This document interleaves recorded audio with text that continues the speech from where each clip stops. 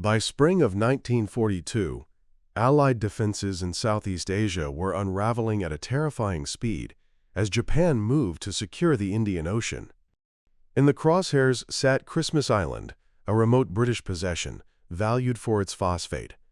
The island was lightly defended, and the entire garrison consisted of just 32 men, supported by a single 6-inch coastal gun built in 1900.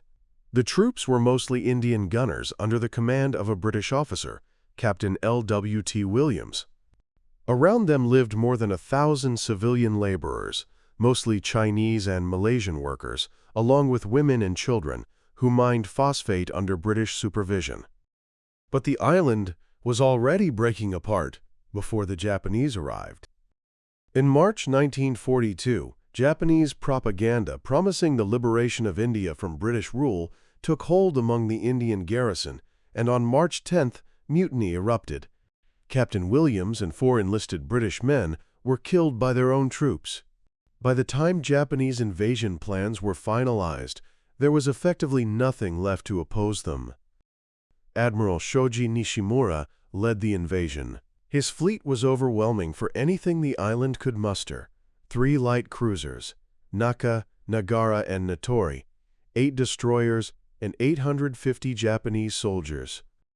As landing craft approached on March 31st, the mutineers raised a white flag, and Japanese troops came ashore without firing a shot. At sea, the American submarine USS Seawolf lurked offshore. Alone, with limited torpedoes and no support, she moved in to challenge the Japanese invasion. On the morning of March 31st, she fired 4 torpedoes at Nishimura's flagship, the light cruiser Naka, but all 4 missed. The next morning, she targeted Natori, but once more, her torpedoes failed to find their mark.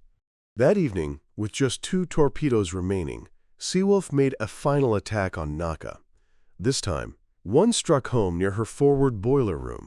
The damage was severe, and the cruiser had to be towed back to Japan for repairs that would keep her out of action for nearly a year. Japanese destroyers responded with fury, and for more than 9 hours they hunted Seawolf, blanketing the waters with depth charges. Battered but intact, she managed to slip away. Christmas Island was reoccupied by British forces in October 1945, 3 years after it fell.